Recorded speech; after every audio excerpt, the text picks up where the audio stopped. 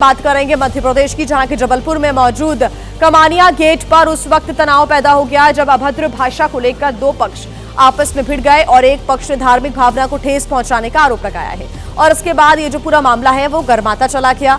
दरअसल कमानिया गेट पर मौजूद बड़कुल होटल में कर्मचारियों और संचालक के बीच किसी बात को लेकर कहासुनी हो गई थी। आरोप है कि होटल में कर्मचारियों ने होटल के मालिक के आराध्य को लेकर अभद्र टिप्पणी और गालियों का इस्तेमाल किया था और इसकी जानकारी जैसे ही जैन समाज के लोगों को मिली तो वो बड़ी संख्या में होटल के बाहर इकट्ठा हो गए और दोषियों पर कड़ी कार्रवाई की मांग करने लगे। 3 तस्वीरें आप देख रहे हैं। हालात पर काबू पाने के लिए पुलिस ने लाठीचार्ज भी किया और फिलहाल इलाके में भारी संख्या में पुलिस बल की तैनाती है।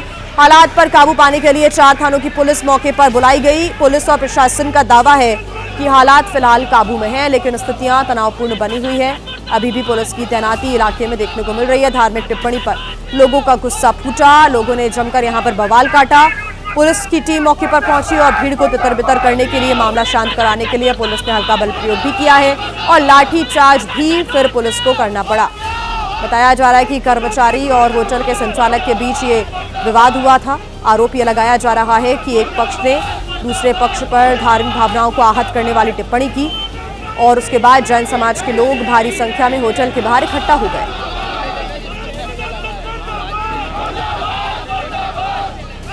इस वक्त हम मौजूद हैं जबलपुर के कमानिया गेट स्थित बड़कुल स्वीट्स के ठीक सामने। ये वही जगह है जहां कल देर रात जैन समाज पर अभद्र टिप्पणी को लेकर बवाल की स्थिति निर्मित हो गई थी और समाज के सैकड़ों लोग भारी संख्या में इकट्ठे हो गए थे। अगर अभी की बात करें तो आप देख सकते हैं यहाँ स्थिति बिल्कुल सामान्य है। तनाव जैसी कोई स्थिति नहीं है। रोजमर्रा की तरह जो है दुकानें खुली हुई हैं, व्यापारी अपना काम कर रहे हैं और ऐसी कोई स्थिति नहीं है। पुलिस बल की भी अभी वर्तमान में कोई मौजूदगी यहाँ पे नहीं है। स्थिति पूरी तरीके से शांत है, नियंत्रण में है। हम बड़कुल स्वीट्स के ठीक सामने यहाँ पे मौजूद हैं। मेरे साथ यहाँ पे बड़कुल स्वीट्स के जो ऑनर हैं, जो बड़कुल स्वीट्स के मालिक हैं, वो मौजूद हैं। आइए उन्हीं से जानने की कोशिश करते हैं कि आखिर कल क्या घटनाक्रम हुआ था और क्यों ऐसी स्थिति निर्मित हुई। जी, अपना नाम बताएं। मेरा नाम मनीष बड़कुल और मैं कल रात को 9:30 पौने 10 बजे मंदिर जी गया हुआ था 7:15 में। तो मुझे वहाँ पर जाके खबर मिली कि यहाँ कुछ हल्ला गुल्ला हो रहा है दुकान पर, आप पहुँचिए। मैं यहाँ पर आया तो मैंने देखा कि यहाँ पर 100-125 लोग सामने खड़े थे दुकान के सामने और मुझे पता जानकारी मिली कि यहाँ पर एक कस्टमर आए थे। उनने कुछ सामान ठंडा गर्म होने के नाते मैंने से बहस हो गई होगी तो उनमें कुछ हाथापाई हो गई थी बाहर आके। इस कारण भीड़ लगी थी और लोग, पुलिस भी थी यहाँ पर। पुलिस प्रशासन के बारे में लोग नारे लगा रहे थे यहाँ खड़े होकर। फिर उसमें 2 लोग इन्वॉल्व थे हमारे मैनेजर लोगों में, जिनने गाली गलौज की थी। पुलिस एक एक करके दोनों को अपने साथ ले गई और आधा घंटे बाद सब स्थिति काबू में हो गई थी। आप खुद जैन समाज से हैं, जो आपके कर्मचारी दूसरे समाज से हैं, तो क्या आप कार्रवाई की क्या मांग करें? नहीं, हम लोगों ने जो हमारे कर्मचारी जिनने अभद्रता की है कस्टमर के साथ, उनको हमने फैसला किया, उनको हम निकाल देंगे काम से, अपने यहाँ से। उनको नहीं रखेंगे हम ऐसे लोगों को, क्योंकि हम सौहार्दपूर्ण वातावरण चाहते हैं। तो अभी पुलिस ने दोनों को गिरफ्तार कर लिया है, FIR हो गई है? पुलिस ने FIR कर दी है और उसके आगे की क्या कार्यवाही हुई इसके बारे में मुझे जानकारी। आप जैन समाज आगे क्या करें? कुछ नहीं, हम लोग मिलजुल के रहेंगे, ऐसा कुछ नहीं। कार्रवाई को लेके ये मुझे इसी बारे में जानकारी नहीं। तो ये थे जो बड़कुल स्वीट्स के मालिक हैं, जो जिनका ये कहना है कि इस तरीके की अगर अभद्र भाषा का कोई भी कर्मचारी या कोई भी व्यक्ति इस्तेमाल करता है तो वो बेहद निंदनीय है और वो इन कर्मचारियों को अपनी जो दुकान है उससे बाहर कर देंगे। ABP न्यूज के लिए जबलपुर से अमरजीत खरे।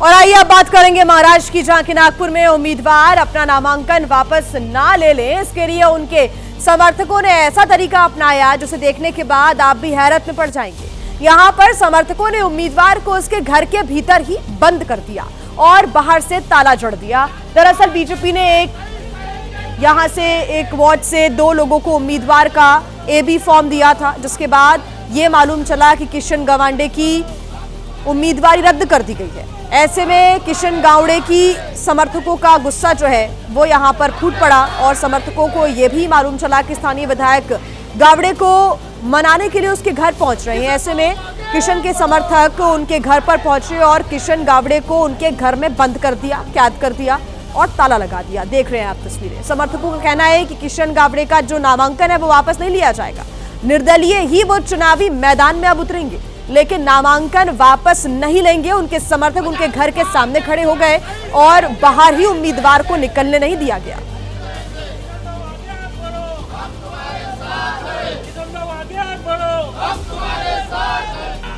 बात करेंगे प्रयागराज की। प्रयागराज में आज से माघ मेले का शुभारंभ हो गया है और हजारों की संख्या में श्रद्धालु पवित्र संगम में आस्था की डुबकी लगा रहे हैं। माघ मेले का पहला पौष पूर्णिमा स्नान आज हो रहा है।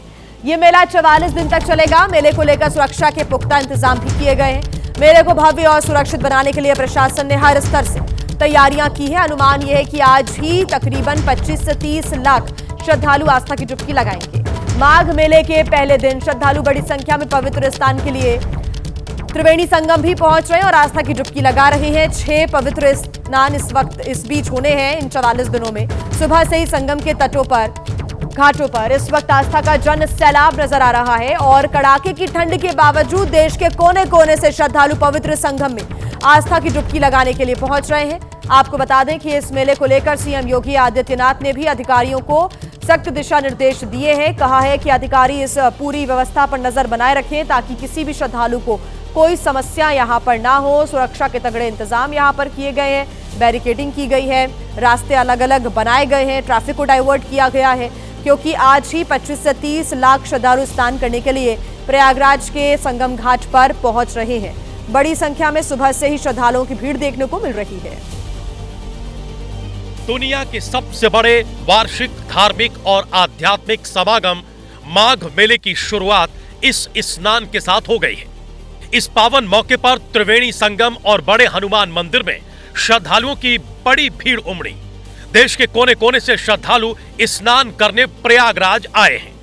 पहले स्नान पर ही करीब 25 से 30 लाख श्रद्धालुओं के त्रिवेणी संगम में आस्था की डुबकी लगाने का अनुमान है। 44 दिनों तक चलने वाले इस आस्था के पर्व के लिए हाई लेवल पर इंतजाम किए गए हैं। योगी सरकार इस बार के माघ मेले को मिनी कुंभ के भव्य स्वरूप में आयोजित कर रही है। इसे इस बात से समझा जा सकता है कि मेला क्षेत्र को 800 हेक्टेयर में फैलाया गया है, जिसे व्यवस्थित ढंग से 7 सेक्टर्स में बांटा गया है। मेले में 5000 से ज्यादा धार्मिक संस्थाएं और साधु संतों के शिविर बनाए गए हैं। श्रद्धालुओं की सुविधा के लिए 8 किलोमीटर लंबे स्नान घाट तैयार किए गए हैं। महिलाओं के लिए घाटों पर विशेष चेंजिंग रूम बनाए गए हैं। संगम नोज पर बिजली के खंभों पर नंबरिंग की गई है ताकि भीड़ में बिछड़ने पर लोग खोया पाया केंद्र के जरिए अपनों तक पहुंच पाएं। वहीं सुरक्षा व्यवस्था को लेकर भी कोई कसर नहीं छोड़ी गई है। तो माघ मेले का आज से शुभारंभ हो गया है। 44 दिनों तक ये माघ मेला चलेगा। मिनी कुंभ की तरह आयोजन किया गया है इसका। आपको बता दें कि पूरा जो मेला क्षेत्र है वो 800 हेक्टेयर में फैला हुआ है। मेला से क्षेत्र को 7 जोन में बांटा गया है। 5000 से ज्यादा शिविर यहां पर लगाए गए हैं। 8 किलोमीटर लंबे स्नान घाट बनाए गए हैं। महिलाओं के लिए विशेष रूप से चेंजिंग रूम की भी व्यवस्था की गई है। बिजली के खंभों पर नंबरिंग की गई है। खोया पाया केंद्र की व्यवस्था भी यहां पर की गई है। साथ ही सुरक्षा के कड़े इंतजाम किए गए हैं। 10,000 से ज्यादा पुलिसकर्मी तैनात किए गए हैं। 400 से ज्यादा सीसीटीवी कैमरे लगाए गए हैं। साथ ही साथ 200 AI कैमरों से भी निगरानी की जा रही है। घाटों पर गोताखोरों की भी तैनाती है। और इस बीच एक बड़ी खबर हम आपको बता दें, पश्चिम बंगाल से यह बड़ी जानकारी मिल रही है। आपको बता दें कि पश्चिम बंगाल के संदेश खाली से यह बड़ी जानकारी, जहां पर पुलिस की टीम पर हमला हुआ है। पश्चिम बंगाल के संदेश खाली में पुलिस टीम पर यह अटैक हुआ। आरोपी को पकड़ने के लिए गई पुलिस टीम पर यह अटैक हुआ है। हमले में एक अधिकारी समेत 3 पुलिसकर्मी घायल बताए जा रहे हैं। हमले के आरोप में 9 लोग गिरफ्तार किए गए हैं। टीएमसी के ग्राम प्रधान से पूछताछ करने के लिए पुलिस की टीम गई थी, लेकिन पुलिस पर ही यहां पर हमला कर दिया गया। गाड़ियों को नुकसान पहुंचाया गया है। ये तस्वीर भी आप देख रहे हैं। कुछ गाड़ियां क्षतिग्रस्त स्थिति में नजर आ रही है। पश्चिम बंगाल के संदेश खाली से ये जानकारी, जहां पर पुलिस की टीम पर ही अटैक हो गया। पुलिस की टीम पहुंची हुई थी, लेकिन आरोपी को पकड़ने गई पुलिस की टीम पर ही हमला कर दिया गया। हमले में एक अधिकारी समेत 3 पुलिसकर्मी घायल बताए जा रहे हैं। हमले के आरोप में अब तक 9 लोगों को गिरफ्तार भी किया गया। उनसे पूछताछ की जा रही है। टीएमसी के ग्राम प्रधान से पूछताछ करने के लिए पुलिस की टीम पहुंची हुई थी, लेकिन एक बार फिर से पश्चिम बंगाल में कानून व्यवस्था पर सवाल खड़े हो रहे हैं कि जब पुलिस की टीम पर ही यहां पर लोगों ने अटैक कर दिया। ग्राम प्रधान से पूछताछ के लिए टीम पहुंची हुई थी, लेकिन उसी टीम पर लोगों के द्वारा हमला कर दिया जाता है। एक अधिकारी समेत 2 पुलिसकर्मी यहां पर घायल बताए जा रहे हैं और अब पुलिस की टीम ने 9 लोगों को इस पूरे मामले में गिरफ्तार किया है।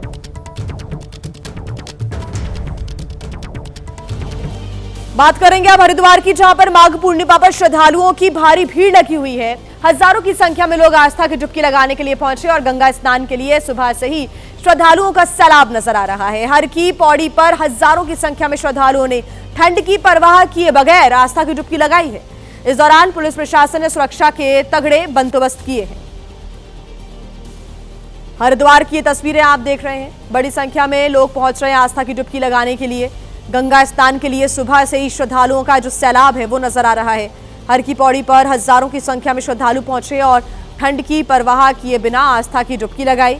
इस दौरान पुलिस प्रशासन ने सुरक्षा के भी कड़े बंदोबस्त किए हैं।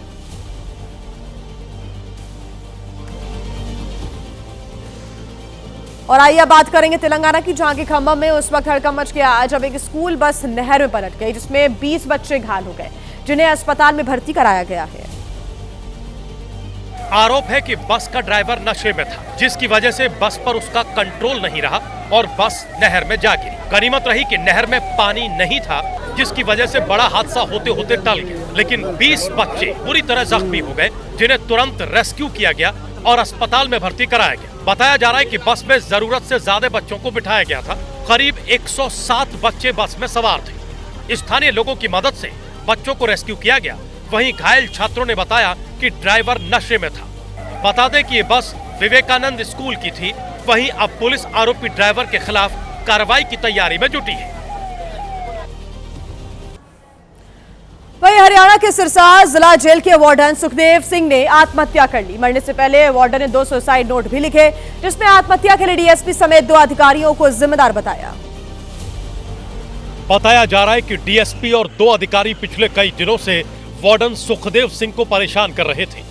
वार्डन ने कई बार अधिकारियों से विनती की कि वो हार्ट के पेशेंट हैं, उन्हें नाइट ड्यूटी न दी जाए, लेकिन इसके बाद भी अधिकारियों ने उनकी एक न सुनी।